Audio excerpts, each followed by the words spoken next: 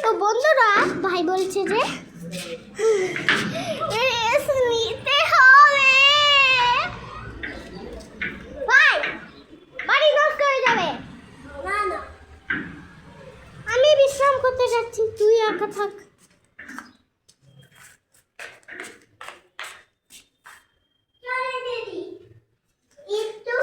একটু টাইম লাগবে বাড়ি বানাতে।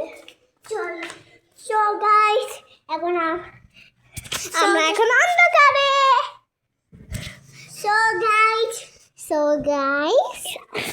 গাইস এখন আমরা সব দাঁড়াও। এবার পরের ফটো দেখলে তোমরা লাইক করতে থাকো আর সাবস্ক্রাইব করতে থাকো।